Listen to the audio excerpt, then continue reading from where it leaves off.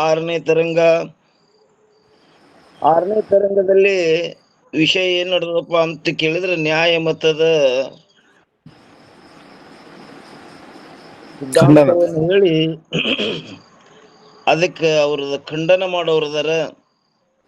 ನ್ಯಾಯ ಮತದಲ್ಲಿ ಪೂರ್ವದಲ್ಲಿ ಹೇಳಿದ ಪ್ರಕಾರದಿಂದ ಸುಖ ದುಃಖಗಳು ಹಾಗೂ ಬಂಧ ಮೋಕ್ಷಗಳು ಎಷ್ಟಪ್ಪ ಅಂದ್ರೆ 345ನೇ ಅಂಕದಲ್ಲಿ ಏನ್ ಹೇಳ್ತಾರ, ನ್ಯಾಯ ಮತದಲ್ಲಿ ಪೂರ್ವದಲ್ಲಿ ಹೇಳಿದ ಪ್ರಕಾರದಿಂದ ಸುಖ ದುಃಖಗಳು ಹಾಗೂ ಬಂಧ ಮೋಕ್ಷಗಳು ಆತ್ಮನಿಗೆ ಉಂಟಾಗುತ್ತವೆ ಅಂತಾರವ್ರು, ಯಾರು ನೈಯಾಯಿಕರು. ಆದ್ದರಿಂದ ಆತ್ಮರು ಅನೇಕರಿರುತ್ತಾರೆ. ಆತ್ಮ ಒಬ್ಬನೇ ಇಲ್ಲ, ಬಹಳ ಮಂದಿ ಅದಾರಂತ. ನಾವು ಅನೇಕರಿರುತ್ತಾರೆ ಮತ್ತು ಸಂಪೂರ್ಣ ವ್ಯಾಪಕರಿರುತ್ತಾರೆ. ನೋಡ್ರಿ, ಅವ್ ಹೇಳುದ್ರೊಳಗೆ ಎಷ್ಟು ತದ್ ವಿರುದ್ಧ ಆಗ್ತದೆ. ಅನೇಕ ವಸ್ತುಗಳು ವ್ಯಾಪಕ ಇರಂಗಿಲ್ಲ, ಒಂದು ವಸ್ತು ವ್ಯಾಪಕ ಇರ್ತದ. ಅನೇಕಂದು ಮತ್ತ ಸಂಪೂರ್ಣ ವ್ಯಾಪಕರಿರುತ್ತಾರೆ ಅಂತ ನಾವು. ಮತ್ತು ಸರ್ವ ಅಲ್ಪ ಪದಾರ್ಥಗಳೊಡನೆ ಯಾವ ಸಂಯೋಗವಿರುವುದು, ಅದು ನ್ಯಾಯ ಮತದಲ್ಲಿ ವ್ಯಾಪಕಕ್ಕೆ ಏನದ್ರಿ ಲಕ್ಷಣವಾಗಿರುತ್ತದೆ. ಓಂ ನಮ ಶಿವಪ್ಪ. ಹೇಳ್ರಿ ಕೋರೆ ಬಾವು ಮ್ಯೂಟ್ ಮಾಡ್ರಿ, ಜರ ಅದು ಪ್ರತಿಧ್ವನಿ ಆಗ್ತದ, ಗುರುಗಳಿಗೆ ಮತ್ತೆ ವಿಕ್ಷೇಪ ಮಾಡ್ತಾ. ರೈಟ್, ನಡಿಲ್ರಿಪ್ಪ ಶಿವಾಯನ್. ಅವ್ರೇನಂತಾರ, ಸರ್ವ ಅಲ್ಪ ಪದಾರ್ಥಗಳೊಡನೆ ಏನು ಸಂಯೋಗ ಆಗ್ತದ ಅದುವೇ ವ್ಯಾಪಕ ಅಂತಾರವ್ರು. ಅದುವೇ ನ್ಯಾಯ ಮತದಲ್ಲಿ ವ್ಯಾಪಕಕ್ಕೆ ಲಕ್ಷಣವಾಗಿರುತ್ತದೆ ಹೊರತು ಸಜಾತಿಯ ವಿಜಾತಿಯ ಹಾಗೂ ಸ್ವಗತ ಭೇದ ರಹಿತವು ವ್ಯಾಪಕದ ಲಕ್ಷಣವಲ್ಲ ಅವ್ರ ಮತದಲ್ಲಿ. ಯಾಕಂದರೆ ನ್ಯಾಯ ಮತದಲ್ಲಿ ಯದ್ಯಪಂತನ ಆತ್ಮನು ನಿರವಯವನಿರುತ್ತಾನೆ, ಆದ್ದರಿಂದ ಸ್ವಗತ ಭೇದವೇನೋ ಆತ್ಮನಲ್ಲಿ ಅಭಾವವಿರುತ್ತದೆ. ಆದಾಗ್ಯಾದರೂ ಕೂಡ ಸಜಾತಿಯ ಹಾಗೂ ವಿಜಾತಿಯ ಭೇದಗಳು ಅಭಾವವಿರುವುದಿಲ್ಲ. ಮತ್ತೇನೆಂದರೆ, ಒಂದೇ ಕಡೆ ಆತ್ಮನಿಗೆ ಸಜಾತೀಯವಾದ ಯಾವ ಎರಡನೆಯ ಆತ್ಮವಿರುವುದು, ಅದರ ಭೇದವು ಆತ್ಮನಲ್ಲಿ ಇರುತ್ತದೆ. ಮತ್ತು ಎರಡನೇದ್ದು, ಆತ್ಮನಿಗೆ ವಿಜಾತೀಯವಾದ ಯಾವ ಘಟಾದಿಗಳ ಭೇದವಾದರೂ ಕೂಡ ಆತ್ಮನಲ್ಲಿ ಇರುತ್ತದೆ. ಆದ್ದರಿಂದ ಅವರ ಮತದಲ್ಲಿ ಸಜಾತಿಯ ವಿಜಾತಿಯ ಹಾಗೂ ಸ್ವಗತ ಭೇದ ರಹಿತವಾದ ವ್ಯಾಪಕದ ಲಕ್ಷಣವಿರುವ. ಮತ್ತೇನೆಂದರೆ, ಸರ್ವ ಅಲ್ಪ ಪದಾರ್ಥಗಳೊಡನೆ ಇರುವ ಸಂಯೋಗವೇ ವ್ಯಾಪಕದ ಲಕ್ಷಣವಿರುತ್ತದೆ. ಇದರಲ್ಲಿ ಕೆಲವರು ಸಂಶಯ ಮಾಡ್ತಾರೆ. ಏನ್ ಮಾಡ್ತಾರೆ, ನ್ಯಾಯ ಮತದಲ್ಲಿ ಆತ್ಮನಂತೆ ಆಕಾಶ ಕಾಲ ದಿಶಾಗಳಾದರೂ ಕೂಡ ವ್ಯಾಪಕವಿರುತ್ತವೆ ಮತ್ತು ಪರಮಾಣುಗಳು ಸೂಕ್ಷ್ಮವಿರುತ್ತವೆ ಹಾಗೂ ನಿರವಯವವಿರುತ್ತವೆ. ಅವುಗಳೊಡನೆ ಸರ್ವ ವ್ಯಾಪಕ ಪದಾರ್ಥಗಳ ಸಂಯೋಗವು ಸಂಭವಿಸುವುದಿಲ್ಲ. ಯಾಕಂದರೆ ಒಂದು ವೇಳೆ ಪರಮಾಣುಗಳು ಸಾವಯವವಾಗಿದ್ದರೆ ಅವಾಗೇನೋ ಯಾವುದೋ ಒಂದು ದೇಶದಲ್ಲಿ ಆತ್ಮನ ಸಂಯೋಗವು ಆಗುತ್ತಿತ್ತು, ಮತ್ತು ಯಾವುದಾದರೂ ಒಂದು ದೇಶದಲ್ಲಿ ಯಾವ ಅನ್ಯ ವ್ಯಾಪಕ ಪದಾರ್ಥಗಳ ಸಂಯೋಗವು ಆಗುತ್ತಿತ್ತು. ಆದರೆ ಆ ಪರಮಾಣುಗಳು ಸಾವಯವ ಇರುವುದೇ ಇಲ್ಲ. ಹೆಂಗವು ಅಂತ ಕೇಳಿದ್ರೆ, ಕಿಂತು ನಿರವಯವವಿರುತ್ತವೆ ಮತ್ತು ಅತಿ ಸೂಕ್ಷ್ಮವಿರುತ್ತವೆ. ಅವುಗಳೊಡನೆ ಒಂದೇ ದೇಶದಲ್ಲಿ ಸರ್ವ ವ್ಯಾಪಕ ಪದಾರ್ಥಗಳ ಸಂಯೋಗವಾಗುವುದು ಸಂಭವಿಸುವುದಿಲ್ಲ. ಯಾಕಂದರೆ ಒಂದರ ಸಂಯೋಗವಾಗುವುದರಿಂದಲೇ ಯಾವ ಸ್ಥಾನವು ನಿರುದ್ಧವಾಗುತ್ತದೆಯೋ, ಒಂದು ಸಂಯೋಗ ಆಯ್ತಂದ್ರೆ ಅದು ಇನ್ನೊಂದಕ್ಕೆ ಏನಾಗ್ತದೆ, ವಿರೋಧ ಆಗ್ತದಲ್ಲಿ. ಈಗ ಒಂದು ಕುರ್ಚಿ ಮ್ಯಾಗ ಒಬ್ರು ಕೂತಾರಂದ್ರೆ ಮತ್ತೊಬ್ಬ ಕುಂಡ್ರಿಗೆ ಬರ್ತದೇನೋ, ಬರುವುದಿಲ್ಲ. ವಿರುದ್ಧವಾಗುತ್ತದೆಯೋ ಅಂದ್ರೆ ತಡೆಯಲ್ಪಡುತ್ತದೆಯೋ, ಅದೇ ಸ್ಥಾನದಲ್ಲಿ ಅನ್ಯ ಪದಾರ್ಥಗಳ ಸಂಯೋಗವು ಸಂಭವಿಸುವುದಿಲ್ಲ. ಆದ್ದರಿಂದ ನಾನಾ ಪದಾರ್ಥಗಳ ವ್ಯಾಪಕತ್ವವು ಸಂಭವಿಸುವುದಿಲ್ಲ. ಮತ್ತೇನೆಂದರೆ ಯಾವುದಾದರೂ ಒಂದು ಪದಾರ್ಥವು ವ್ಯಾಪಕವಾಗಿರುವುದು ಸಂಭವಿಸುತ್ತದೆ, ಈ ಸಂಶಯವು ಸಂಭವಿಸುವುದಿಲ್ಲ. ಯಾಕಂದರೆ ಏನಂತಾರೆ, ಈ ಸಂಶಯ ಸಂಭವಿಸುವುದಿಲ್ಲ. ಯಾಕಂದರೆ ಯಾವುದು ಸಾವಯವ ವಸ್ತುವಿನ ಸಂಯೋಗವಿರುತ್ತದೆಯೋ ಅದು ಮತ್ತೊಂದಕ್ಕೆ ಸಂಯೋಗವಾಗಲು ವಿರೋಧಿ ಆಗಿರುತ್ತದೆ. ಅದು ಸಾವಯವಿತ್ತು ಅಂದ್ರೆ ಇನ್ನೊಂದಕ್ಕೆ ವಿರೋಧ ಆಗ್ತಿತ್ತು. ಒಂದನೇದು ಹೇಗೆಂದರೆ, ಪೃಥ್ವಿಯು ಯಾವ ದೇಶದಲ್ಲಿ ಹಸ್ತವು ಸಂಯೋಗವಾಗಿರುವುದು ಆ ದೇಶದಲ್ಲಿ ಪಾದವು ಸಂಯೋಗವಾಗುವುದಿಲ್ಲ. ಅಲ್ಲಿ ಕೈ ಇಟ್ಟನಂದ್ರೆ ಅದು ಅದೇ ಜನ ಕಾಲಿಡ್ತೀನಂದ್ರೆ ಅದು ವಿರೋಧ ಏನಾಗ್ತದ್ರಿ, ಸಂಯೋಗವಾಗುವುದಿಲ್ಲ. ಆದರೆ ನಿರವಯವದ ಸಂಯೋಗವು ಆ ಸ್ಥಾನವನ್ನು ನಿರೋಧಿಸುವುದಿಲ್ಲ. ನಿರವಯವ ವಸ್ತು ಇತ್ತಂದ್ರೆ ಅದು ನಿರೋಧ ಮಾಡಂಗಿಲ್ಲ. ಆದ್ದರಿಂದ ಮತ್ತೊಂದಕ್ಕೆ ಸಂಯೋಗವಾಗಲು ವಿರೋಧ ಮಾಡುವುದಿಲ್ಲ. ಈ ವಾರ್ತೆಯು ಅನುಭವ ಸಿದ್ಧವಿರುತ್ತದೆ. ಮತ್ತು ಎರಡನೇದ್ದು ಹೇಗೆಂದರೆ, ಘಟದ ಯಾವ ದೇಶದಲ್ಲಿ ಆಕಾಶದ ಸಂಯೋಗವಿರುತ್ತದೆಯೋ ಅದೇ ದೇಶದಲ್ಲಿಯೇ ಕಾಲ ಹಾಗೂ ದೇಶಗಳ ಸಂಯೋಗವಾದರೂ ಕೂಡ ಇರುತ್ತದೆ. ಒಂದು ವೇಳೆ ಯಾವುದಾದರೂ ಒಂದು ಘಟದ ದೇಶವು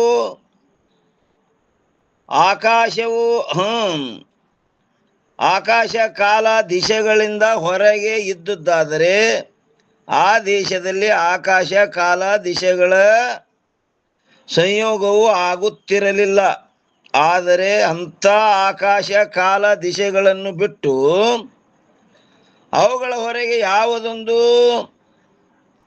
ದೇಶವು ಇರುವುದೇ ಇಲ್ಲ. ಮತ್ತೇನೆಂದರೆ, ಸರ್ವ ಪದಾರ್ಥಗಳ ಸರ್ವ ದೇಶಗಳಲ್ಲಿ ಆಕಾಶ ಕಾಲ ದಿಶೆಗಳ ಸಂಯೋಗವು ಇದ್ದೇ ಇರುತ್ತದೆ. ಇದೇ ರೀತಿಯಿಂದ ಪರಮಾಣುವಿನಲ್ಲಿ ಆದರೂ ಕೂಡ ಒಂದೇ ದೇಶದಲ್ಲಿ ಅನೇಕ ನಿರವಯವ ವ್ಯಾಪಕದ ಸಂಯೋಗವು ಸಂಭವಿಸುತ್ತದೆ. ಇದರಲ್ಲಿ ಯಾವ ದೋಷವೂ ಇಲ್ಲ. ಅದು ಸಾವಯವಿತ್ತಂದ್ರೆ ವಿರೋಧ ಮಾಡ್ತಿತ್ತು, ಅದಕ್ಕೆ ಇಲ್ಲಿ ನಿರವಯವ ವಸ್ತು ವಿರೋಧ ಮಾಡಂಗಿಲ್ಲ, ಅದಕ್ಕೆ ಯಾವ ದೋಷವೂ ಇಲ್ಲ.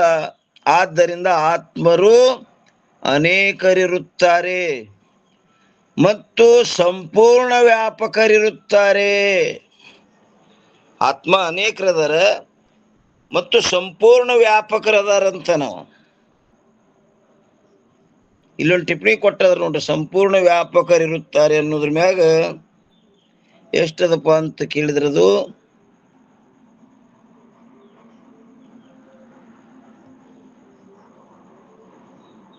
399.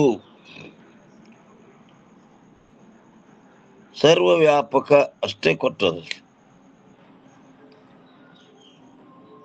ಸರ್ವ ವ್ಯಾಪಕ, ಸಂಪೂರ್ಣ ಅಂದ್ರೆ ಸರ್ವ ವ್ಯಾಪಕ ಅಂತ.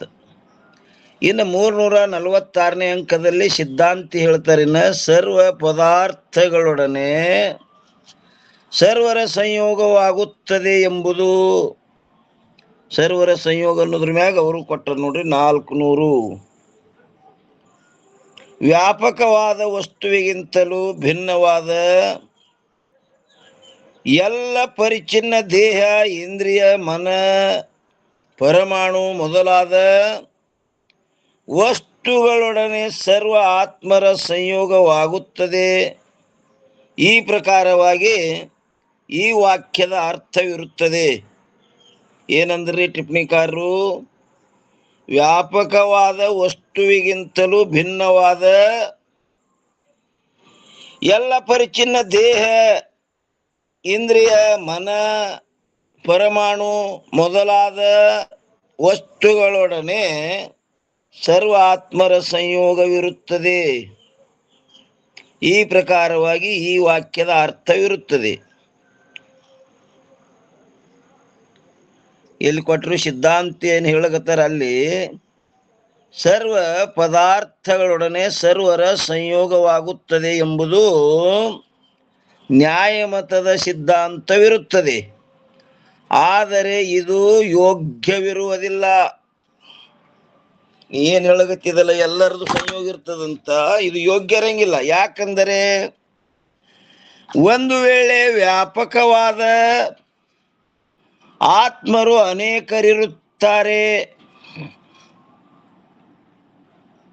ಎಂದು ಅಂಗೀಕರಿಸಿದ್ದಾದರೆ ಎಲ್ಲ ಶರೀರಗಳಲ್ಲಿ ಎಲ್ಲ ಆತ್ಮರ ಸಂಬಂಧವನ್ನು ಅಂಗೀಕಾರ ಮಾಡಬೇಕಾಗುತ್ತದೆ. ಯಾಕಂದ್ರೆ ವ್ಯಾಪಕದರಲ್ಲ ಅವರು. ಎಲ್ಲ ಶರೀರಗಳ ಎಲ್ಲ ಆತ್ಮರ ಸಂಬಂಧವನ್ನು ಅಂಗೀಕಾರ ಮಾಡಬೇಕಾಗುತ್ತದೆ. ಆಗ ಯಾವ ಶರೀರವು ಯಾರದಿರುತ್ತದೆ ಎಂಬುದು ನಿಶ್ಚಯವಾಗುವುದಿಲ್ಲ. ಈ ಶರೀರ ಆತ್ಮಂದು, ಆ ಶರೀರ ಆತ್ಮಂದು ಅಂತ ನಿಶ್ಚಯ ಆಗುದಿಲ್ಲ. ಎಲ್ಲದರಲ್ಲೇ ಇದ್ದಾರೆ ಅವರು. ಇದಲ್ಲದೆ ಒಬ್ಬೊಬ್ಬ ಆತ್ಮನಿಗೆ ಎಲ್ಲ ಶರೀರಗಳು ಇರಬೇಕಾಗುತ್ತವೆ. ಒಂದು ವೇಳೆ ಹೀಗೆ ಹೇಳಬಹುದು, ಏನಂದ್ರೆ ಯಾವಾತನ ಕರ್ಮದಿಂದ ಯಾವ ಶರೀರವು ಉತ್ಪನ್ನವಾಗಿರುವುದೋ ಆ ಆತ್ಮನಿಗೆ ಆ ಶರೀರವು ಇರುತ್ತದೆ. ಅದಾದರೂ ಕೂಡ ಸಂಭವಿಸುವುದಿಲ್ಲ. ಯಾಕಂದರೆ ಕರ್ಮವು ಯಾವ ಶರೀರದಿಂದ ಆಗಿರುವುದು ಆ ಕರ್ಮವನ್ನು ಪೂರ್ವ ಶರೀರದಲ್ಲಿ ಮಾಡಿದವನ ಸಂಬಂಧವಾದರೂ ಎಲ್ಲ ಆತ್ಮರು ಕೂಡ ಇರುತ್ತದೆ. ಆದ್ದರಿಂದ ಕರ್ಮವು ಕೂಡ ಎಲ್ಲ ಆತ್ಮರಿಂದಲೇ ಆಯಿತಲ್ಲದೆ ಒಬ್ಬ ಆತ್ಮನಿಂದಲ್ಲ. ಮತ್ತು ಹೀಗೆ ಹೇಳಬಹುದು, ಏನಂದ್ರೆ ಯಾವ ಆತ್ಮನಿಗೆ ಮನಸಹಿತವಾದ ಶರೀರವಿರುತ್ತದೆಯೋ ಆ ಆತ್ಮನಿಗೆ ಆ ಶರೀರವಿರುತ್ತದೆ. ಆದರೆ ಹೀಗೆ ಹೇಳುವುದಾದರೂ ಕೂಡ ಸಂಭವಿಸುವುದಿಲ್ಲ. ಯಾಕಂದರೆ ಒಂದೇ ಕಡ ಶರೀರದೊಡನೆ ಸಂಬಂಧವಾಗುವಂತೆ ಮನದೊಡನೆಯೂ ಕೂಡ ಸರ್ವ ಆತ್ಮರ ಸಂಬಂಧವಿರುತ್ತದೆ. ಶರೀರದೊಡನೆ ಯಾಕ, ಮನುಷ್ಯನ ಜೋಡನೂ ಸರ್ವದರ ಸಂಬಂಧದ. ಆದ್ದರಿಂದ ಯಾವ ಮನಸ್ಸು ಯಾವ ಆತ್ಮನದಿರುತ್ತದೆ ಎಂಬುದು ನಿಶ್ಚಯವಾಗುವುದಿಲ್ಲ.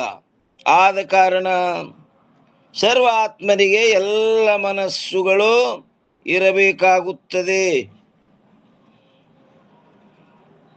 ಇನ್ನು ಎರಡನೇ ಆಕಡದೊಳಗೆ ಏನು ಹೇಳ್ತಾರೆ? ಅದರಂತೆಯೇ ಸರ್ವ ಆತ್ಮರಿಗೆ ಸರ್ವರ ಇಂದ್ರಿಯಗಳು ಕೂಡ ಇರಬೇಕಾಗುತ್ತದೆ. ಮೂರನೇದ್ದು, ಹೊರಗಿನ ಬಾಹ್ಯ ಪದಾರ್ಥಗಳಲ್ಲಿ ಇದು ನನ್ನದು ಇದು ಅನ್ಯರದು ಎಂಬ ವ್ಯವಹಾರವಾದರೂ ಆ ವ್ಯವಹಾರವಾದರೂ ಕೂಡ ಶರೀರ ನಿಮಿತ್ತವಾಗಿಯೇ ಇರುತ್ತದೆ. ಆ ವ್ಯವಹಾರ ಮಾಡ್ಬೇಕಾದ್ರೆ ಆ ಶರೀರ ನಿಮಿತ್ತವಾಗಿಯೇ ಮಾಡ್ತಾನ. ಆ ಶರೀರವು ಸರ್ವ ಆತ್ಮರದಿರುತ್ತದೆ. ಯಾಕಂದ್ರೆ ವ್ಯಾಪಕಗಳಿದೆಲ್ಲ. ಆದ್ದರಿಂದ ಬಾಹ್ಯ ಪದಾರ್ಥಗಳಾದರೂ ಕೂಡ ಸರ್ವ ಆತ್ಮರದಾಗಬೇಕಾಗಿತ್ತು. ಮತ್ತು ಒಂದು ವೇಳೆ ಹೀಗೆ ಹೇಳಬಹುದು, ಏನಂದ್ರ ಯಾವ ಆತ್ಮನಿಗೆ ಯಾವ ಶರೀರದಲ್ಲಿ ಅಹಂ ಬುದ್ಧಿ ಮತ್ತು ಮಮ ಬುದ್ಧಿ ಉಂಟಾಗುವುದು, ಆ ಆತ್ಮನಿಗೆ ಆ ಶರೀರವಿರುತ್ತದೆ. ಇಲ್ಲ ಯಾರದ್ರಲ್ಲಿ ಅಹಂ ಮಮ ಮಾಡ್ತಾರೆ ಆ ಶರೀರ ಅವ್ರಿಗೆ ಪ್ರಾಪ್ತ ಆಗ್ತದ. ಹಿಂಗ ನೀ ಹೇಳಿದೆ ಅಂದ್ರೆ ಅಹಂ ಬುದ್ಧಿ ಮತ್ತು ಮಮ ಬುದ್ಧಿಯು ಒಂದೇ ಇರುವುದರಿಂದ ಸರ್ವ ಆತ್ಮರೊಡನೆ ಇರುವುದಿಲ್ಲ. ಮತ್ತೇನೆಂದರೆ ಒಂದು ಧರ್ಮವು ಒಂದೇ ಧರ್ಮಿಯಲ್ಲಿ ಇರುತ್ತದೆ. ಆದ್ದರಿಂದ ಒಬ್ಬ ಆತ್ಮನಿಗೆ ಒಂದೇ ಶರೀರವಿರುತ್ತದೆ. ಯಾವ ಆತ್ಮನಿಗೆ ಯಾವ ಶರೀರವಿರುತ್ತದೆಯೋ ಆ ಶರೀರಕ್ಕೆ ಸಂಬಂಧವಾದ ಮನ ಬುದ್ಧಿಯು ಹಾಗೂ ಬಾಹ್ಯ ಪದಾರ್ಥಗಳು ಆತ್ಮನದ್ದಿರುತ್ತದೆ. ಆದ್ದರಿಂದ ವ್ಯಾಪಕವಾದ ಅನೇಕ ಆತ್ಮರನ್ನು ಅಂಗೀಕಾರ ಮಾಡುವುದರಲ್ಲಿ ಯಾವ ದೋಷವೂ ಕೂಡ ಇರುವುದಿಲ್ಲ. ಹಿಂಗೆ ಹೇಳಿದೆ ಅಂದ್ರೆ ಈ ವಾರ್ತೆಯಾದರೂ ಕೂಡ ಸಂಭವಿಸುವುದಿಲ್ಲ. ಯಾಕೆಂದರೆ ಯದ್ಯಪಿಗಾರ ಬರ್ತಾನಲ್ಲಿ ಅಹಂ ಬುದ್ಧಿಯು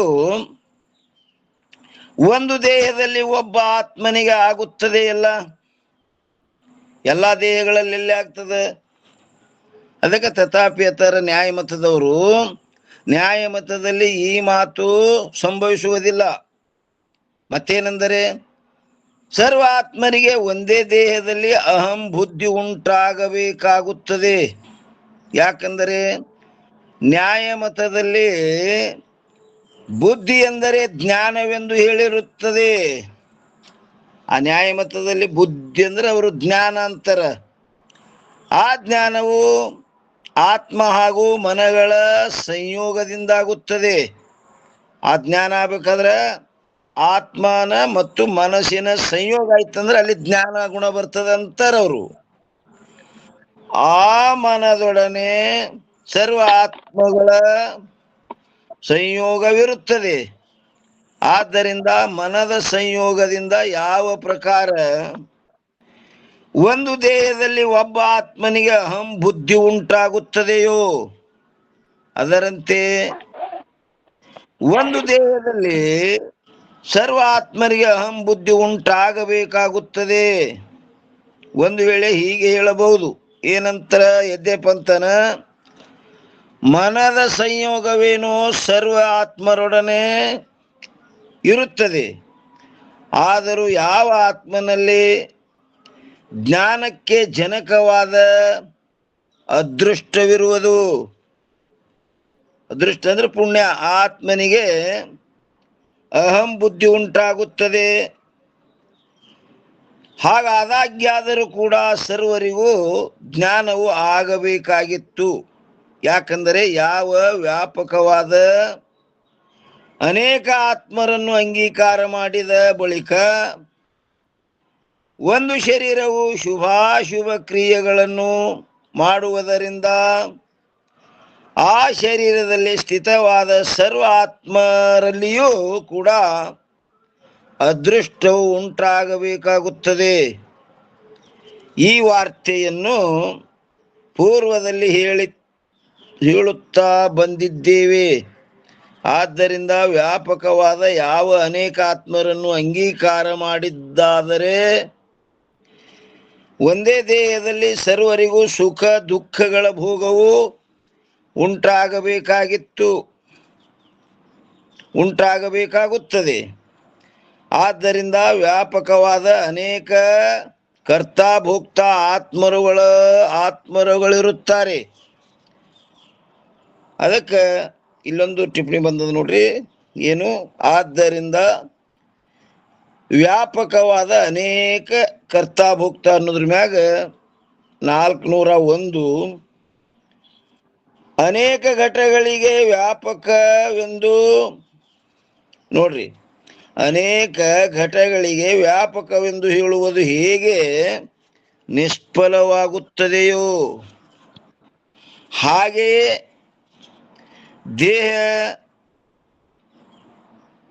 ದೇಹಗಳಲ್ಲಿಯೂ ಕೂಡ ಕರ್ತಾಭೋಕ್ತಾವುಳ್ಳ ಅನೇಕ ವ್ಯಾಪಕ ಆತ್ಮರನ್ನು ಹೇಳುವುದು ನಿಷ್ಫಲವಿರುತ್ತದೆ. ಅಥವಾ ಅನೇಕ ಅಂತಃಕರಣಗಳನ್ನು ಅಂಗೀಕಾರ ಮಾಡಿದ ಮೇಲೆ ಭೋಗದ ಸಂಕರವು ಆಗುವುದಿಲ್ಲ. ಹೀಗಿದ್ದರೂ ಕೂಡ ಅನೇಕ ವ್ಯಾಪಕ ಆತ್ಮರನ್ನು ಹೇಳುವುದು ನಿಷ್ಪ್ರಯೋಜನವಿರುತ್ತದೆ.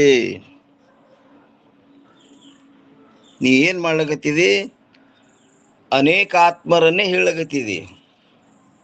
ಅಂತಃಕರಣ ಅನೇಕ ಹೇಳಿದ್ರೆ ಅಲ್ಲಿ ಏನಪ್ಪಾ ವ್ಯವಸ್ಥೆ ಆಗ್ತಿತ್ತು, ಭೋಗ ಸಂಕರ ಆಗುವುದಿಲ್ಲ. ಅಥವಾ ಅನೇಕ ಅಂತಃಕರಣಗಳನ್ನು ಅಂಗೀಕಾರ ಮಾಡಿದ ಮೇಲೆ, ನೋಡ್ರಿ, ಅನೇಕ ಅಂತಃಕರಣಗಳನ್ನು ಅಂಗೀಕಾರ ಮಾಡಿದ ಮೇಲೆ ಭೋಗದ ಸಂಕರವು ಆಗುವುದಿಲ್ಲ. ಹೀಗಿದ್ದರೂ ಕೂಡ ಅನೇಕ ವ್ಯಾಪಕ ಆತ್ಮರನ್ನು ಹೇಳುವುದು ನಿಷ್ಪ್ರಯೋಜನದ.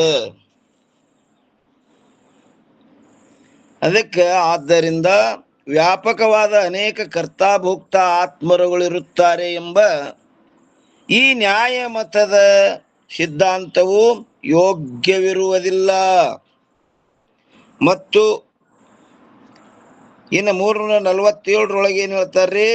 ನಮ್ಮ ಸಿದ್ಧಾಂತದಲ್ಲಿ ಮಾತ್ರ ಅಂತಃಕರಣವು ಕರ್ತಾಭೋಕ್ತ ಇರುತ್ತದೆ. ನಮ್ಮ ಸಿದ್ಧಾಂತದಲ್ಲಿ ಕರ್ತಾಭೋಕ್ತ ಯಾವುದು? ಅಂತಃಕರಣ. ಅಂತಃಕರಣವು ಕರ್ತಾಭೋಕ್ತ ಇರುತ್ತದೆ. ಆ ಅಂತಃಕರಣಗಳು ಅನೇಕವಿರುತ್ತವೆ, ಹೊರತು ವ್ಯಾಪಕ ಮತ್ತು ಅಣು ಆಗಿರುವುದಿಲ್ಲ. ಆ ಅಂತಃಕರಣ ವ್ಯಾಪಕನೂ ಇಲ್ಲ, ಅಣುನೂ ಅಲ್ಲದು. ಮತ್ತೇನೆಂದರೆ ಆ ಅಂತಃಕರಣ ಆ ಅಂತಃಕರಣ ಪರಿಣಾಮವು ಶರೀರದ ಸಮಾನವಾಗಿರುತ್ತದೆ. ಶರೀರ ಎಷ್ಟದ ಅಟ್ಟು. ಯಾಕಂದ್ರೆ ಕರ್ಮಾನುಸಾರ ಶರೀರ ಒಮ್ಮೆ ಸಣ್ಣ ಬರ್ತಾವ, ಒಮ್ಮೆ ದೊಡ್ಡ ಬರ್ತಾವ. ಆ ಶರೀರ ಎಷ್ಟದ ಅಟ್ಟು. ದೀಪದ ಪ್ರಕಾಶವು ವಿಕಾಸವಾಗುವಂತೆ ದೊಡ್ಡ ಶರೀರವು ಪ್ರಾಪ್ತವಾದಾಗ ಅಂತಃಕರಣವು ವಿಕಾಸ ಹೊಂದುತ್ತದೆ ಮತ್ತು ನೂನ್ಯ ಶರೀರದಲ್ಲಿ ಅಂತಃಕರಣವು ಸಂಕೋಚ ಹೊಂದುತ್ತದೆ. ಈ ವಾರ್ತೆಯನ್ನು ಕರ್ಮಾನುಸಾರ ಶರೀರಗಳು ಸಣ್ಣ ದೊಡ್ಡ ಬರ್ತಾವ. ಒಮ್ಮೆ ಇರುವಿನ ಶರೀರ ಬರ್ತದ, ಒಮ್ಮೆ ಆನಿ ಶರೀರ ಬರ್ತದ. ಆಳ್ಯಾಗ ಆ ಶರೀರದಟ್ಟು ಏನ್ ಮಾಡ್ತದ? ವಿಕಾಸ ಸಂಕೋಚ ಹೊಂದದು.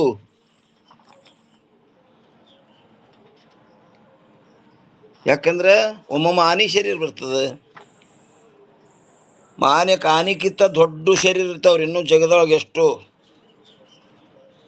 ಒಬ್ಬವನು ಮೇಣಿನ ಕಣ್ಣ ಸುತ್ತದ್ರ ಕವಟ್ ಇರ್ತದ ನೋಡ್ರಿ, ಇದೆಲ್ಲ ತೆಗೆದು ಅಗಸಿ ಬಾಗಲ್ ಮಾಡಿದತ್ತ.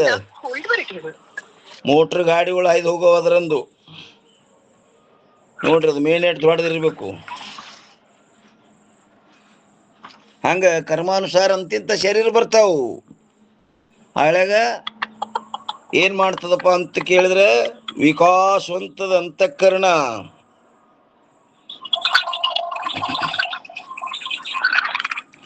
ಸಿದ್ಧಾಂತ ಬಿಂದು ಎಂಬ ಗ್ರಂಥದ ವ್ಯಾಖ್ಯಾನದಲ್ಲಿ ಶ್ರೀ ಮಧುಸೂದನ ಸ್ವಾಮಿಗಳ ಪ್ರತಿಪಾದನೆ ಮಾಡಿರುತ್ತಾರೆ. ಏನಂತ ಮಾಡ್ಯಾರಪ್ಪ ಅಂದ್ರ, ಯಾವ ಅಂತಃಕರಣವು ಯಾವ ಶರೀರದೊಡನೆ ಸಂಬಂಧವಾಗುತ್ತದೆಯೋ ಆ ಅಂತಃಕರಣವು ಆ ಶರೀರದಿಂದ ಭೋಗವನ್ನು ಹೊಂದುತ್ತದೆ. ಒಂದು ವೇಳೆ ಅಂತಃಕರಣವನ್ನು ವ್ಯಾಪಕವೆಂದು ಅಂಗೀಕಾರ ಮಾಡಿದ್ದಾದರೆ ಸರ್ವರಿಗೂ ಸರ್ವ ಶರೀರಗಳು ಪ್ರಾಪ್ತವಾಗಿ ಸರ್ವರ ಭೋಗಗಳು ಸರ್ವರಿಗೂ ಉಂಟಾಗುತ್ತಿದ್ದು, ಆದರೆ ಆ ಅಂತಃಕರಣವು ವ್ಯಾಪಕವಿರುವುದಿಲ್ಲ. ಅಂತಃಕರಣ ವ್ಯಾಪಕ ಇಲ್ಲದು. ಆದ್ದರಿಂದ ಉಕ್ತ ದೋಷವು ಬರುವುದಿಲ್ಲ. ಮತ್ತು ಒಂದು ವೇಳೆ ಅಂತಃಕರಣವು ಅಣು ಎಂದು ಅಂಗೀಕಾರ ಮಾಡಿದ್ದಾದರೆ, ಇಲ್ಲ ಅಂತಃಕರಣ ಅಣು ಅದ ವ್ಯಾಪಕ ಇಲ್ಲ, ಅದು ಅಣು ಅಂದ್ರೆ ಶರೀರದ ಏಕದೇಶದಲ್ಲಿ ಅಂತಃಕರಣವು ಇರುತ್ತದೆ ಎಂದು ಅಂಗೀಕಾರ ಮಾಡಬೇಕಾಗುತ್ತದೆ. ಅಣು ಅಂದ್ರೆ ಅದು ಎಲ್ಲೋ ಒಂದು ಜನ ಇರುವುದು. ಆದರೆ ಆ ವಾರ್ತೆಯು ಸಂಭವಿಸುವುದಿಲ್ಲ. ಯಾಕಂದರೆ ಒಂದು ವೇಳೆ ಏಕಕಾಲದಲ್ಲಿಯೇ ಪಾದ ಹಾಗೂ ನೋಡ್ರಿ, ಒಂದು ವೇಳೆ ಏಕಕಾಲದಲ್ಲಿಯೇ ಒಂದೇ ಸಮಯದಲ್ಲಿ ಪಾದ ಹಾಗೂ ಮಸ್ತಕದಲ್ಲಿ ಮುಳ್ಳಿನಿಂದ ಚುಚ್ಚಿದ್ದಾದರೆ, ಎರಡು ಸ್ಥಾನಗಳಲ್ಲಿ ಏಕಕಾಲದಲ್ಲಿ ಬಾಧೆ ಉಂಟಾಗುತ್ತದೆ. ಎರಡು ಜನ ನೋವು ಆಗ್ತದೆ. ಆದ್ರೆ ಅಣು ಅಂದ್ರೆ ಒಂದ್ ಜನಾಗ ಆಗ್ಬೇಕಾಗಿತ್ತು, ಒಂದ್ ಜನಾಗ ಆಗ್ಬಾರ್ದಾಗಿತ್ತು. ಅಣು ಅಂದ್ರೆ ಒಂದ್ ಜನಾಗ ಇರ್ತದೆ, ಎಲ್ಲೋ ಅದು ಆಗಬಾರ್ದಾಗಿತ್ತು ಆ ನೋವಿನ ಬಾಧೆ. ಯಾಕಂದರೆ ಒಂದು ವೇಳೆ ಅಂತಃಕರಣವು ಅಣುರೂಪವಾಗಿದ್ದರೆ ಒಂದು ಕಾಲದಲ್ಲಿ ಒಂದೇ ಸ್ಥಾನದಲ್ಲಿ ಇರುತ್ತದೆ. ಆಗ ಯಾವ ಸ್ಥಾನದಲ್ಲಿ ಅಂತಃಕರಣವಿರುತ್ತದೆಯೋ ಆ ಸ್ಥಾನದಲ್ಲಿ ಮಾತ್ರ ದುಃಖವಾಗಬೇಕಾಗಿತ್ತು. ಎರಡು ಸ್ಥಾನದಲ್ಲಿ ದುಃಖ ಉಂಟಾಗಬಾರದಿತ್ತು. ಎರಡು ಸ್ಥಾನದಲ್ಲಿ ಅನುಭವಕ್ಕೆ ಬರ್ತದೆ. ಕಾಲಾಗ ಚುಚ್ಚಿದ್ರು, ನೆತ್ಯಾಗ ಚುಚ್ಚಿದ್ರು, ಕಾಲಂದು ಗೊತ್ತಾಗ್ತದೆ, ನೆತ್ಯಂದು ಗೊತ್ತಾಗ್ತದೆ. ಅಣು ಅಂದ್ರ ಎಲ್ಲ ಕಡೆದು ಗೊತ್ತಾಗಬಾರ್ದಿಂದ ಅಣು ಅಲ್ಲದು. ಆದ್ದರಿಂದ ಅಂತಃಕರಣವು ಅಣುವೂ ಅಲ್ಲ ಹಾಗೂ ವ್ಯಾಪಕವೂ ಅಲ್ಲ. ಮತ್ತೇನೆಂದರೆ ಶರೀರವು ಯಾವ ಪ್ರಮಾಣದಲ್ಲಿರುವುದೋ ಆ ಪ್ರಮಾಣದಲ್ಲಿ ಅದರ ಸಮಾನವಾಗಿರುತ್ತದೆ. ಆದ್ದರಿಂದ ಇದರಲ್ಲಿ ಯಾವ ದೋಷವೂ ಬರುವುದಿಲ್ಲ. ಅದು ಶರೀರ ಎಷ್ಟದ ಅಷ್ಟು. ಅಣುನೂ ಅಲ್ಲ, ವ್ಯಾಪಕನೂ ಅಲ್ಲ. ಅಣು ವ್ಯಾಪಕ ಒಪ್ಪಿದ್ರೆ ದೋಷ ಬರ್ಲಿಕ್ಕತ್ತದ. ಅಣು ಮತ್ತು ವ್ಯಾಪಕಕ್ಕಿಂತಲೂ ಯಾವುದು ವಿಲಕ್ಷಣವಾಗಿರುವುದು ಅದಕ್ಕೆ ಮಧ್ಯಮ ಪರಿಮಾಣವೆಂದು ಹೇಳುತ್ತಾರೆ. ಅದಕ್ಕೇನಂತಾರೆ? ಮಧ್ಯಮ ಪರಿಮಾಣ. ಅಣುನೂ ಅಲ್ಲ, ವ್ಯಾಪಕನೂ ಅಲ್ಲ. ಮಧ್ಯಮ ಪರಿಮಾಣ ಅಂದ್ರೆ ಶರೀರ ಎಟ್ಟದ ಅಟ್ಟು. ಕರ್ಮಾನುಸಾರ ಶರೀರ ಸಣ್ಣ ದೊಡ್ಡ ಬರ್ತಾವೆ. ಅವಾಗ ಅಂತಃಕರಣ ಏನಾಗ್ತದ? ಅದು ವಿಕಾಸವಂತ. ದೊಡ್ಡದು ಬತ್ತಂದ್ರೆ ವಿಕಾಸವಂತದ, ಸಣ್ಣ ಬತ್ತಂದ್ರೆ ಆಕುಂಚನ ಆಗ್ತದೆ. ಅಣು ಮತ್ತು ವ್ಯಾಪಕಕ್ಕಿಂತಲೂ ಯಾವುದು ವಿಲಕ್ಷಣವಿರುವುದೋ ಅದಕ್ಕೆ ಮಧ್ಯಮ ಪರಿಮಾಣವೆಂದು ಹೇಳುತ್ತಾರೆ. ಮತ್ತು ಇನ್ನು 348 ಬಿದ್ದದಿಲ್ಲಿ.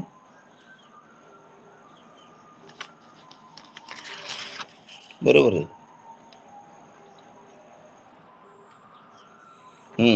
ಬರೋಬರಿ. 348 ಪೂರ್ವ ಪಕ್ಷಿ. ಪೂರ್ವ ಪಕ್ಷಿ ಯಾರಿಗಂತಾರ್ರಿ?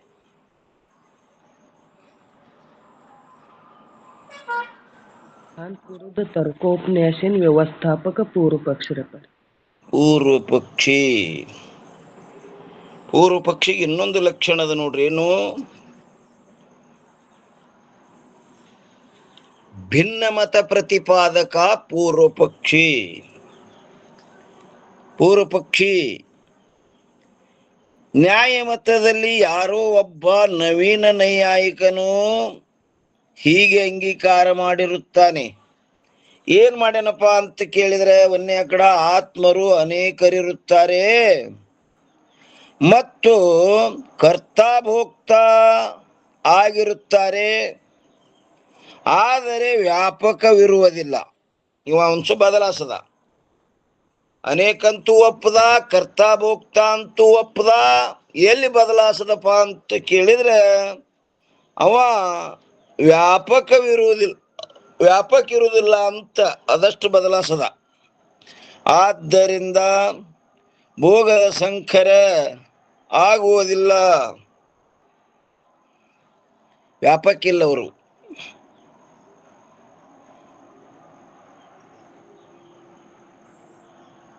ಆದ್ದರಿಂದ ಏನಾಗಿಲ್ಲ, ಭೋಗದ ಸಂಕರ ಆಗುವುದಿಲ್ಲ.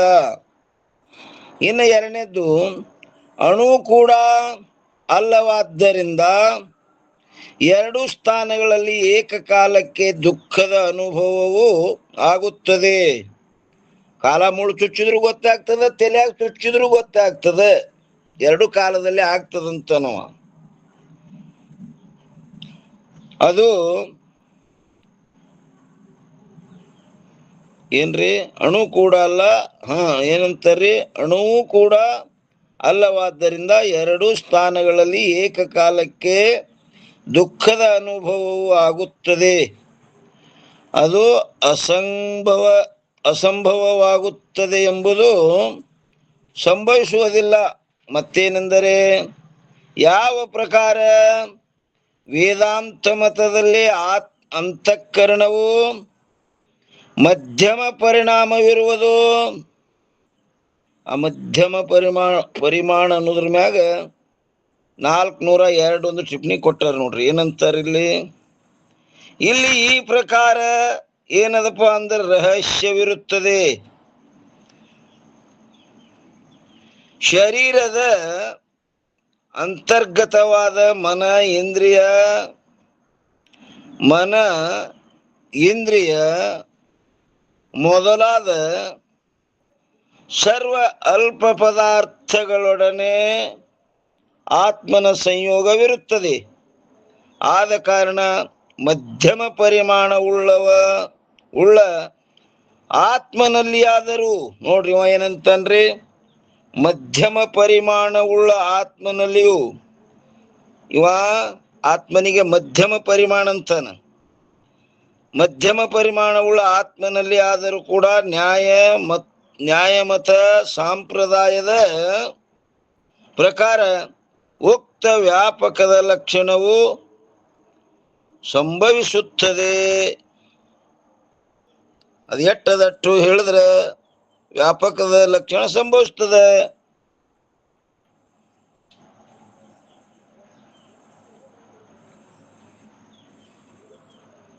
ನೋಡ್ರಿ ಏನಂತಾರೆ, ಯಾವ ಪ್ರಕಾರ ವೇದಾಂತ ಮತದಲ್ಲಿ ಅಂತಃಕರಣವು ಮಧ್ಯಮ ಪರಿಣಾಮವಿರುವುದು, ಅದರಂತೆ ಆತ್ಮನಾದರೂ ಕೂಡ ಮಧ್ಯಮ ಪರಿಮಾಣನಿರುತ್ತಾನೆ. ಹಾಗೂ ಅವನಲ್ಲಿ ಚತುರ್ದಶ ಗುಣಗಳಿರುತ್ತವೆ ಎಂದು ಹೇಳುತ್ತಾನೆ.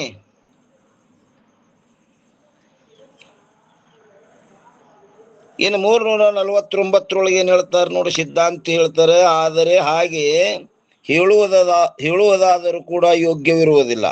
ಯಾಕಂದರೆ ಒಂದೇ ಕಡ ಒಂದು ವೇಳೆ ಆತ್ಮನು ಸಂಕೋಚ ವಿಕಾಸವುಳ್ಳವನೆಂದು ಅಂಗೀಕಾರ ಮಾಡಿದ್ದಾದರೆ, ಆತ್ಮ ಸಂಕೋಚ ಮತ್ತು ವಿಕಾಸ ಅಂತ ಅಂಗೀಕಾರ ಮಾಡಿದಂದ್ರ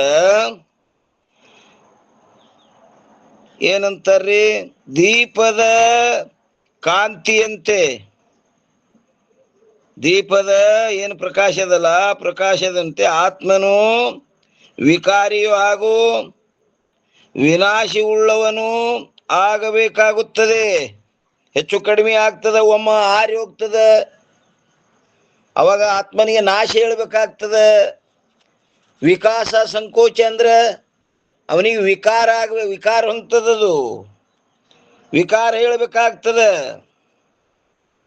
ವಿಕಾರಿಯು ಹಾಗೂ ವಿನಾಶಿ ಉಳ್ಳವನು ಆಗಬೇಕಾಗುತ್ತದೆ. ಆದ್ದರಿಂದ ಮೋಕ್ಷವನ್ನು ಪ್ರತಿಪಾದನೆ ಮಾಡುವಂಥ ಶಾಸ್ತ್ರ ಹಾಗೂ ಸಾಧನಗಳು ವ್ಯರ್ಥವಾಗುತ್ತವೆ. ಆತ್ಮನೇ ನಾಶ ಆಗೋದಂದ್ರೆ, ವರನೇ ಸತ್ತಂದ್ರೆ ಲಗ್ನ ಯಾರಿಗೆ ಮಾಡುದು?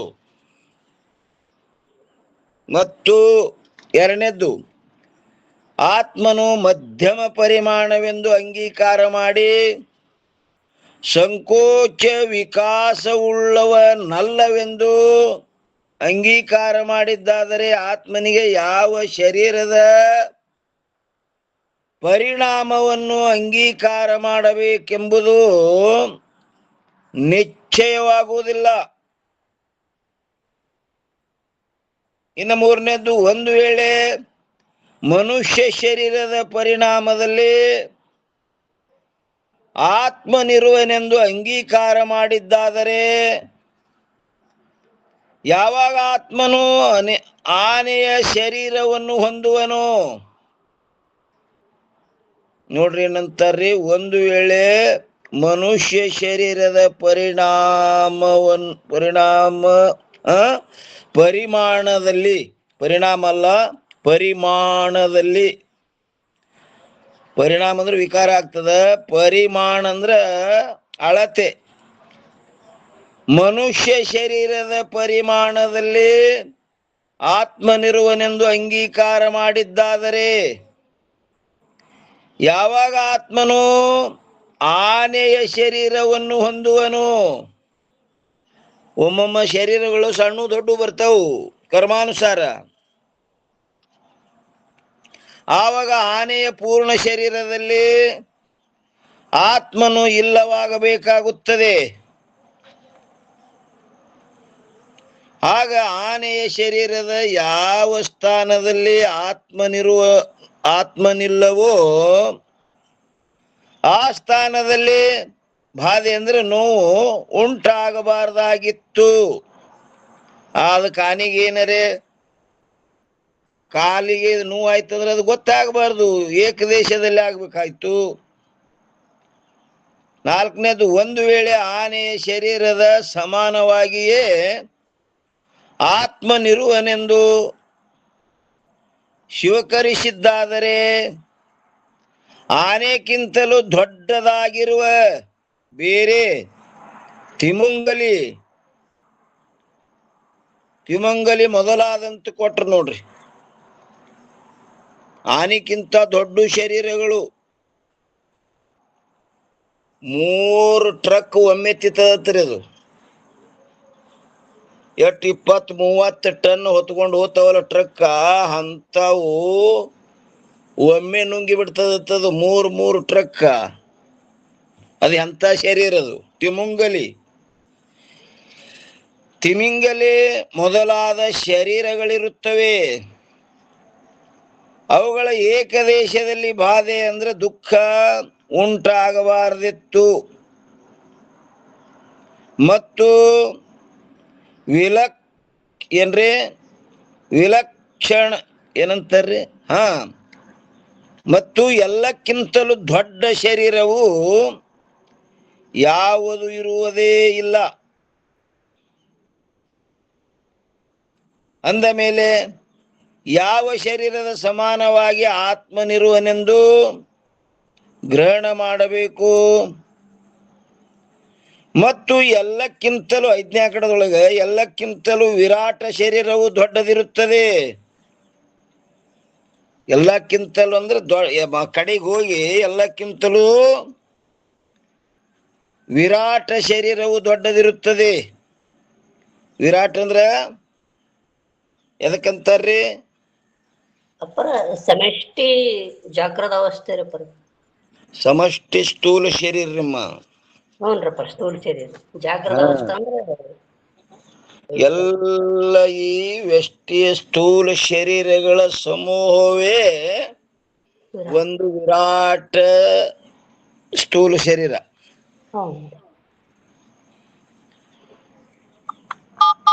ಆ ಶರೀರದ ಸಮಾನವಾಗಿ ಆತ್ಮನಿರುತ್ತಾನೆಂದು ಅಂಗೀಕಾರ ಮಾಡಿದ್ದಾದರೆ ವಿರಾಟ ಶರೀರದ ಅಂತರ್ಭೂತವಾಗಿಯೇ ಸರ್ವ ಶರೀರಗಳಿರುತ್ತವೆ.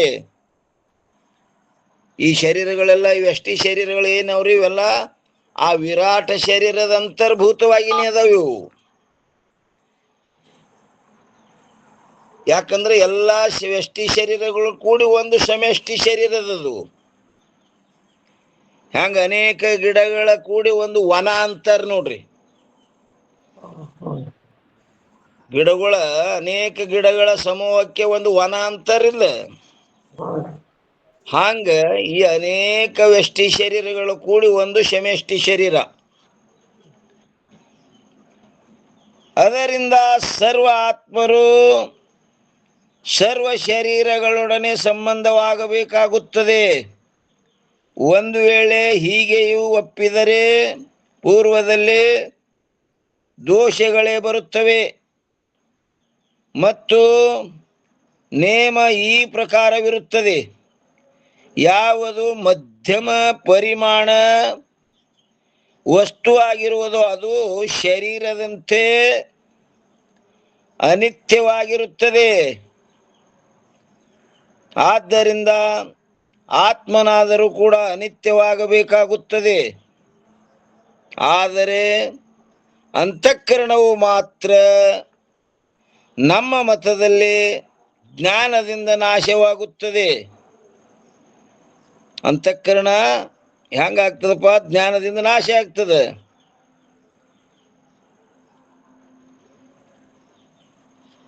ಆ ಜ್ಞಾನ ಅಂತಃಕರಣಕ್ಕೆ ವಿರೋಧ ಅದನ್ರಿ.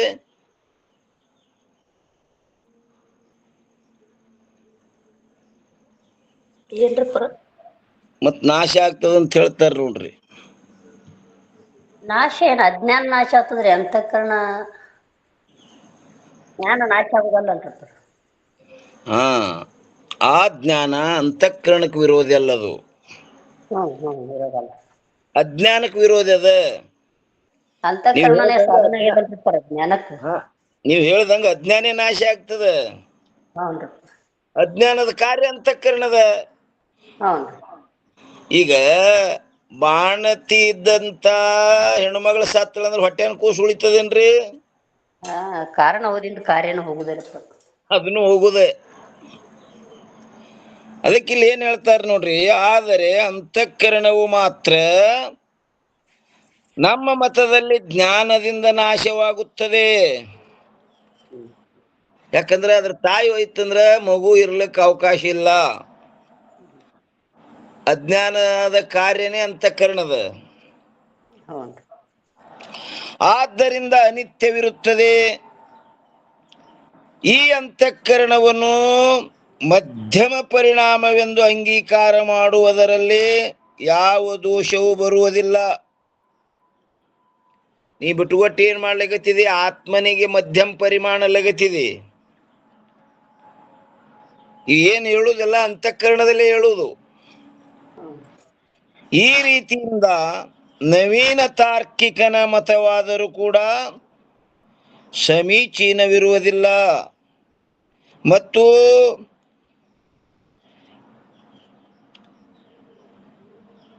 ಇಲ್ಲಿ ಎಷ್ಟ್ರಿ? 350 ಪೂರ್ವ ಪಕ್ಷಿ ಯಾರು 350 ಕೊಟ್ರು ನೋಡ್ರಿ. ಇಲ್ಲಿ ಏನದರಿದು? ಪೂರ್ವ ಪಕ್ಷಿ ಯಾರೋ ಒಬ್ಬರು ಹೀಗೆ ಹೇಳುತ್ತಾರೆ. ಸೈದಪ್ಪಣ್ಣ ನಿಮ್ಮದು ಇದ್ರಲ್ಲಿ 350 ಕೊಟ್ರೇನು? 350 ಏನದು? ಪೂರ್ವ ಪಕ್ಷಿ ಅಲ್ಲ, ಪೂರ್ವ ಪಕ್ಷಿ ಅದ.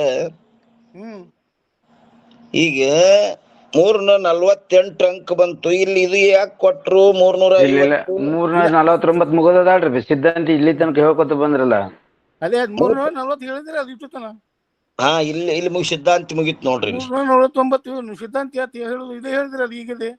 ಕರೆಕ್ಟ್ 350 ಅಂಕನೇ ಅದ ನೋಡ್ರಿ. ಇದು ಪೂರ್ವ ಪಕ್ಷಿ ಯಾರೋ ಒಬ್ಬರು ಹೀಗೆ ಹೇಳುತ್ತಾರೆ. ಏನಂದರ? ಆತ್ಮರು ಅನೇಕವಾಗಿಯೂ ಇದ್ದಾರೆ ಮತ್ತು ಅಣು ಪರಿಮಾಣದಲ್ಲಿಯೂ ಇದ್ದಾರೆ. ನೋಡ್ರಿ ಏನಂತನ್ರಿ ಇಲ್ಲಿ ಪೂರ್ವ ಪಕ್ಷಿ ಯಾರೋ ಒಬ್ಬರು ಹೀಗೆ ಹೇಳುತ್ತಾರೆ. ಏನ್ ಹೇಳ್ತರು?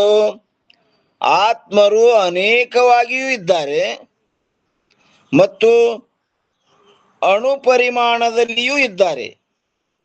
ಅಣುನು ಅಂತಾನ ಮತ್ತು ಅಣು ಪರಿಮಾಣನು ಅಂತಾನ. ಅದಕ್ಕೆ ಸಿದ್ಧಾಂತ ಹೇಳ್ತಾರೆ ಈ ವಾರ್ತೆಯಾದರೂ ಕೂಡ ಸಂಭವಿಸುವುದಿಲ್ಲ.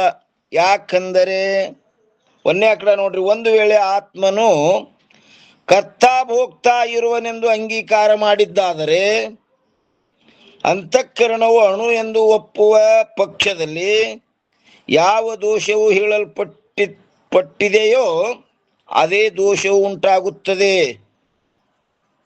ಮತ್ತು ಎರಡನೇ ಕಡೆ, ಒಂದು ವೇಳೆ ಆತ್ಮನು ಕರ್ತಾ ಭೋಕ್ತಾ ಅಲ್ಲವೆಂದು ಅಂಗೀಕಾರ ಮಾಡಿದರೆ ಅನೇಕ ಆತ್ಮರನ್ನು ಒಪ್ಪುವುದು ವ್ಯರ್ಥವಾಗುತ್ತದೆ. ಆದ್ದರಿಂದ ಸರ್ವ ಶರೀರಗಳಲ್ಲಿ ವ್ಯಾಪಕವಾದ ಒಬ್ಬ ಆತ್ಮನನ್ನೇ ಅಂಗೀಕಾರ ಮಾಡುವುದು ಯೋಗ್ಯವಿರುತ್ತದೆ. ಮತ್ತು ಒಂದು ವೇಳೆ ಆತ್ಮನು ಕರ್ತಾ ಭೋಕ್ತಾ ಎಂದು ಅಂಗೀಕಾರ ಮಾಡದಿದ್ದರೆ ತಮ್ಮ ಸಿದ್ಧಾಂತವನ್ನೇ ತ್ಯಾಗ ಮಾಡಿದಂತಾಯ್ತು. ಏನಂತಾರೆ ನೋಡ್ರಿ, ಒಂದು ವೇಳೆ ಆತ್ಮನು ಕರ್ತಾ ಭೋಕ್ತಾ ಎಂದು ಅಂಗೀಕಾರ ಮಾಡದಿದ್ದರೆ ಏನಾಯ್ತು? ತಮ್ಮ ಸಿದ್ಧಾಂತವನ್ನೇ ತ್ಯಾಗ ಮಾಡದಂತಾಯ್ತು. ಯಾಕಂದರೆ ಅಣುವಾದಿಯ ಸಿದ್ಧಾಂತವು ಈ ಪ್ರಕಾರವಿರುತ್ತದೆ: ಜ್ಞಾನ, ಸುಖ, ದುಃಖ ಮೊದಲಾದ ಧರ್ಮಗಳು ಆತ್ಮನ ಧರ್ಮಗಳಿರುತ್ತವೆ. ಆದ್ದರಿಂದ ಒಂದು ವೇಳೆ ಆತ್ಮನು ಅಣು ಪರಿಮಾಣದಲ್ಲಿ ಇರುವನು ಎಂದು ಅಂಗೀಕಾರ ಮಾಡಿದ್ದಾದರೆ ಶರೀರದ ಯಾವ ಸ್ಥಾನದಲ್ಲಿ ಆತ್ಮನಿರುವುದಿಲ್ಲವೋ ಆ ಸ್ಥಾನವು ಮೃತಕ್ಕೆ ಸಮಾನವಾಗುತ್ತದೆ. ಅಂದರೆ ಸತ್ತ ಹೆಣದಂತೆ. ಅದರಲ್ಲಿ ಯಾವ ದುಃಖವೇ ಮೊದಲಾದಗಳು ಇರಬಾರದಾಗಿತ್ತು. ಇನ್ನು 351 ಏನ್ ಹೇಳ್ತಾರೆ? ಮತ್ತು ಬೇರೆ ಯಾರೋ ಹೀಗೆ ಹೇಳುತ್ತಾರೆ. ಏನ್ ಹೇಳ್ತಾರ? ಎದ್ದೆ ಬರ್ತಾನೆ ಇಲ್ಲಿ, ಆತ್ಮನೇನು ಶರೀರದ ಏಕದೇಶದಲ್ಲಿಯೇ ಇರುತ್ತಾನೆ, ಆದರೆ ಕಸ್ತೂರಿಯ ಗಂಧದಂತೆ. ನೋಡ್ರಿ ಏನಂತಾನ? ಮತ್ತು ಬೇರೆ ಯಾರೋ ಹೀಗೆ ಹೇಳುತ್ತಾರೆ. ಅಲ್ಲಿ ಎದ್ದೆ ಬಂದ ಏನಂತಾನ? ಆತ್ಮನೇನೋ ಶರೀರದ ಏಕದೇಶದಲ್ಲಿಯೇ ಇರುತ್ತಾನೆ, ಅವನು ಅಂತ ಹೇಳ್ತಾನವ, ಆದರೆ ಕಸ್ತೂರಿಯ ಗಂಧದಂತೆ. ಅವನ ಜ್ಞಾನವು ಶರೀರದ ತುಂಬ ವ್ಯಾಪಿಸಿರುತ್ತದೆ. ಆ ಕಸ್ತೂರಿ ಗಂಧದ್ದು ಒಂದು ಉದಾಹರಣೆ ಕೊಟ್ಟವ. ಕಸ್ತೂರಿ ಅದೆಲ್ಲೋ ಒಂದ್ ಜಾನಾಗ ಇಟ್ಟಾರ, ಆದ್ರ ಮನಿ ತುಂಬಾ ವಾಸನ ಹೊಡ್ಲಿಗತ್ತದ. ಇಲ್ಲ ಕಸ್ತೂರಿ ನೋಡಿಲ್ಲ ಅಂದ್ರೆ ಊದಿನ ಕಡ್ಡಿ ತಗೋರಿ ನೀವು ಬೇಕಾದ್ರೆ. ಅದು ಹಚ್ಚಿ ಎಲ್ಲೋ ಒಂದ್ ಜಾನಾಗ ಇಟ್ರ ಮನಿ ತುಂಬಾ ಹೆಂಗ್ ವಾಸನ ಬರ್ತದಲ್ಲ, ಹಂಗ ಅವ ಏನಂತಾನ್ರಿ? ಆತ್ಮನು ಶರೀರದ ಏಕದೇಶದಲ್ಲಿಯೇ ಇರುತ್ತಾನೆ, ಆದರೆ ಆ ಕಸ್ತೂರಿಯ ಗಂಧದಂತೆ ಅವನ ಜ್ಞಾನವು, ಆ ಕಸ್ತೂರಿ ಹೆಂಗ್ ವಾಸನೆ ಹೊಡಿತದಲ್ಲ, ಅವ ಏಕದೇಶದಲ್ಲಿದ್ದು ಸಹಿತ ಅವನ ಜ್ಞಾನವು ಶರೀರದ ತುಂಬ ವ್ಯಾಪಿಸಿರುತ್ತದೆ. ಆದ್ದರಿಂದ ಶರೀರದ ಯಾವುದೇ ಭಾಗದಲ್ಲಿ ಉಂಟಾದ ಅನುಕೂಲ ಪ್ರತಿಕೂಲಗಳ ಸಂಬಂಧವನ್ನು ಸರ್ವರು ಅನುಭವ ಮಾಡುತ್ತಾರೆ. ಅನುಕೂಲ ಆಯ್ತಂದ್ರೆ ಸುಖ ಆಗ್ತದ, ಪ್ರತಿಕೂಲ ಆಯ್ತಂದ್ರೆ ದುಃಖ ಆಗ್ತದ, ಸರ್ವರು ಅನುಭವ ಮಾಡ್ತಾರೆ ಅಂತ ನಾವು. ಹೀಗೆ ಹೇಳುವುದಾದರೂ ಕೂಡ ಸಂಭವಿಸುವುದಿಲ್ಲ. ಯಾಕಂದರೆ ನೇಮವು ಹೀಗೆ ಇರುತ್ತದೆ. ಏನದ? ಎಷ್ಟು ದೇಶದಲ್ಲಿ ಗುಣಿ ಇರುವುದೋ, ನೋಡ್ರಿ, ಎಷ್ಟು ದೇಶದಲ್ಲಿ ಗುಣವುಳ್ಳ ಗುಣಿ ಇರುವುದು, ಅದನ್ನು ಬಿಟ್ಟು ಹೊರಗೆ ಗುಣ ಇರುವುದಿಲ್ಲ. ಆ ಗುಣಿ ಬಿಟ್ಟು ಗುಣ ಹೊರಗಿರಂಗಿಲ್ಲದು. ಯಾಕಂದ್ರೆ ಅದಕ್ಕೆ ಸ್ವತಂತ್ರ ಇಲ್ಲ. ಹೇಗೆಂದರೆ ರೂಪವು ಘಟಾದಿಗಳನ್ನು ಬಿಟ್ಟು ಹೇಗೆ ಹೊರಗೆ ಇರುವುದಿಲ್ಲವೋ, ಆ ರೂಪ ಕೊಡದ ಬಣ್ಣ ಆ ಕೊಡಕ್ ಬಿಟ್ಟು ಬೇರೆ ಹೊರಗದ ಏನ್ರದು? ಯಾಕಂದ್ರ ಆ ಗುಣ ಸ್ವತಂತ್ರ ಇರಂಗಿಲ್ಲದು, ಗುಣಿಯನ್ನ ಆಶ್ರಯ ಮಾಡ್ಕೊಂಡಿರ್ತದೆ ಯಾವಾಗಲೂ.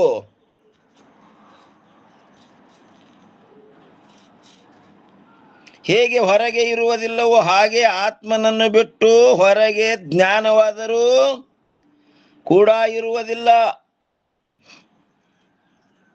ಇಲ್ಲಿ ಸಂಶಯ ಬಂದ್ರೆ ಬರ್ಬೋದು. ಈಗ ಆ ಕಸ್ತೂರಿ ಆ ಗುಣಿ ಬಿಟ್ಟು ಗುಣ ವಾಸನ ಬಂದದಿಲ್ರಿ ಎಲ್ಲ ಕಡೆ ಮನಿ ತುಂಬಾ.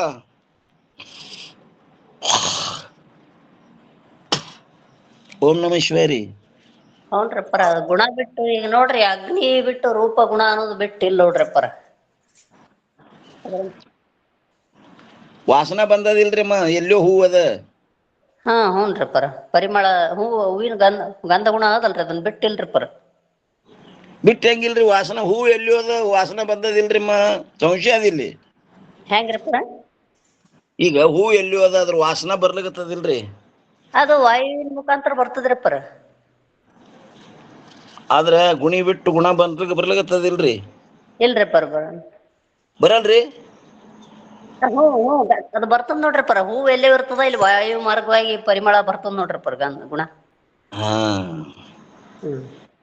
ಬರ್ತದಂದ್ರ ಬಿ ಆ ಸೂಕ್ಷ್ಮ ದ್ರವ್ಯಗಳನ್ನ ಆಶ್ರಯ ಮಾಡ್ಕೊಂಡೇ ಬರ್ತದ್ರಿ ಅದು.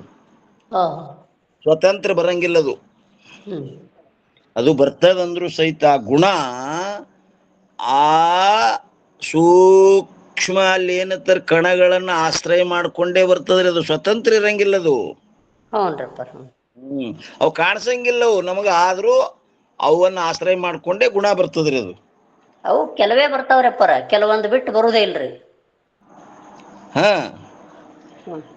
ಈಗ ಹೂ ಎಲ್ಲೋ ಆದಂದ್ರೆ ಅದು ಹೂವರೆ ಕಾಣಿಸಿಲ್ಲ ನಮ್ಗ, ಅದ್ರ ವಾಸನ ಬಂದಿರ್ತದಿಲ್ರಿ. ಹಾ ಈಗ ಕಂಡು ಹಿಡಿತೀವಿ ನೋಡ್ರಪ್ಪರ ಎಲೆ ಇಲ್ಲಿ ಹೂ ಅದು ಸುತ್ತಮುತ್ತ ಅಂತ. ಹಾ ಅದಕ್ಕೆ ಅಂದ್ರ ಬರ್ತದಂದ್ರು ಸಹಿತ ಸೂಕ್ಷ್ಮ ಆ ಅಣುಗಳನ್ನ ತಗೊಂಡೇ ಬರ್ತದ್ರಿ. ಅದ್ರ ಆಶ್ರಯದಲ್ಲೇ ಇರ್ತದದು. ಅದು ತಾನೇ ಸ್ವತಂತ್ರವಾಗಿರುದಿಲ್ರಿ ಅದು. ಹಾ ಆ ಯಾವದಪ್ಪ ಅಂತ ಕೇಳಿದ್ರೆ, ರೂಪವು ಘಟಾದಿಗಳನ್ನು ಬಿಟ್ಟು ಹೇಗೆ ಹೊರಗೆ ಇರುವುದಿಲ್ಲವೋ ಹಾಗೆ ಆತ್ಮನನ್ನು ಬಿಟ್ಟು ಹೊರಗೆ ಜ್ಞಾನವಾದರೂ ಕೂಡ ಇರುವುದಿಲ್ಲ. ಅಜ್ಞಾನ ಹೊರಗೆ ಮತ್ತೆ ಆತ್ಮನಿಗೆ ಬಿಟ್ಟಿಲ್ಲ. ಜ್ಞಾನ ಅಂದ್ರೆ ಆತ್ಮ, ಆತ್ಮ ಅಂದ್ರೆ ಜ್ಞಾನ ಬಿಟ್ಟೆ. ಮತ್ತು ಕಸ್ತೂರಿಯ ಸೂಕ್ಷ್ಮ ಭಾಗವು ಎಷ್ಟು ದೇಶದಲ್ಲಿ ವ್ಯಾಪ್ಯವಾಗಿರುವುದು ಅಷ್ಟು ದೇಶದಲ್ಲಿಯೇ ಮಾತ್ರ ಗಂಧವು ವ್ಯಾಪಿಸಿರುತ್ತದೆ. ಅದು ಎಲ್ಲಿ ತನ ಆದ ದ್ರವ್ಯಗಳು ಹೋಗ್ಯಾವ ಆ ದ್ರವ್ಯದ ಆಶ್ರಯದಲ್ಲೇ ಆ ಗುಣ ಇರ್ತದ್ರಿ. ಅದು ಗಂಧ ಅದಕ್ಕಿಂತ ಮುಂದಕ್ಕೆ ಹೋಗಲ್ರಿಪ್ಪರ, ಹೋಗಂಗಿಲ್ಲ. ಆದ್ದರಿಂದ ಕಸ್ತೂರಿಯ ದೃಷ್ಟಾಂತವಾದರೂ ಕೂಡ ಸಂಭವಿಸುವುದಿಲ್ಲ. ಆದ್ದರಿಂದ ಆತ್ಮನು ಅಣುರೂಪನಾಗಿರುತ್ತಾನೆಂಬ ಪಕ್ಷವಾದರೂ ಕೂಡ ಸಂಭವಿಸುವುದಿಲ್ಲ. ಮತ್ತು ಕೆಲವೆಡೆ ಶ್ರುತಿಗಳಲ್ಲಿ ಆತ್ಮನು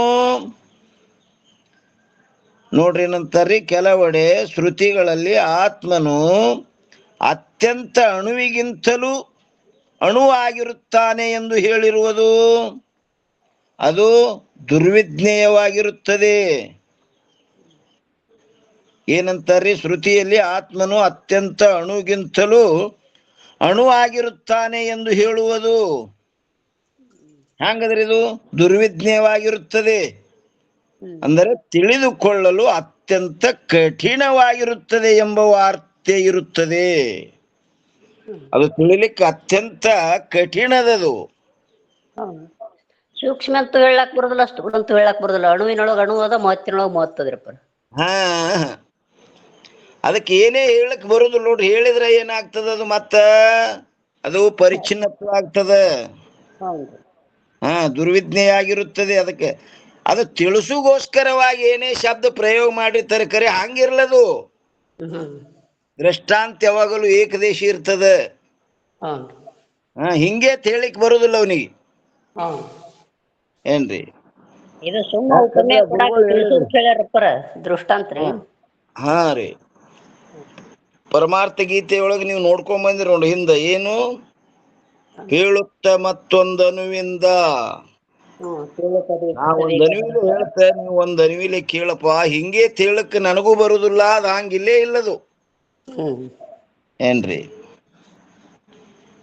ಸಮಯ ಬಕ್ಕಳಾಯ್ತು ನೋಡ್ರಿಮ್ಮ. ಮತ್ತ ನಾಳಿನ ದಿವ್ಸ ಈ 351ನೇ ಅಂಕ ವಿಚಾರ ಮಾಡೋಣ್ರಿ. ಯಾಕಂದ್ರೆ ಅದು ಮಾತು ಮನಗಳಿಂದ ಅತ್ತತ್ತ ಮೀರಿದೆ. ಸೂಕ್ಷ್ಮ ಅಂತ ಹೇಳಿದ್ದು ದುರ್ವಿಜ್ಞೆ ಆಗ್ಯದ ಅದನ್ನು ಸಹಿತ. ಅದು ಹೇಳಕ್ ಬರೋದಿಲ್ರಿಪ್ಪ, ಸೂಕ್ಷ್ಮ ಅಂತ ತೋರಿಸ್ಕೊಳಕ್ ಬರೋದಿಲ್ರಿಪ್ಪ. ನೀ ಎಲ್ಲಿ ಎಷ್ಟು ಸೂಕ್ಷ್ಮತೆ ಅದಕ್ಕಿಂತ ಸೂಕ್ಷ್ಮತ ಅಂತ ಹೇಳ್ಯದದು ಅಷ್ಟೇ. ಹೌನ್ರಿಪ್ಪ. ಹಂಗಿಲ್ಲೇ ಇಲ್ಲದು. ಅದು ಮಾತಿಗೂ ಮನಸ್ಸಿಗೂ ನೆಲುಕಲಾರಂತ ವಸ್ತು ಅದ. ಅದು ಶ್ರುತಿ ಪ್ರಮಾಣ ಅನುಭವ ಪ್ರಮಾಣದಿಂದಲೇ ವೇದ್ಯವಿನ ಮತ್ತೆ ಅದರಲ್ಲಿ ಹೇಳಲಿಕ್ಕೆ ಬರುವುದಿಲ್ಲ ಅಂತ ಈ 351ನೇ ಅಂಕ ಮತ್ತೆ ನಾಳಿನ ದಿವಸ ವಿಚಾರ ಮಾಡೋಣ್ರಿ ಅಂತ ಹೇಳ್ತಾ, ಇಲ್ಲಿಯ ಪರ್ಯಂತರ ಸದ್ಗುರುಗಳ ಕೃಪಾಶೀರ್ವಾದದಿಂದ ನಡೆದ ಬಂದ ವಿಷಯ ಈ ವಾಗ್ರೂಪ ಸೇವೆ ಗುರುಪಾದದಲ್ಲಿ ಅರ್ಪಿಸಿ ಇವತ್ತಿನ ವಿಷಯಕ್ಕೆ ಮಂಗಲ ಹೇಳೋಣ್ರಿ. ಸದ್ಗುರು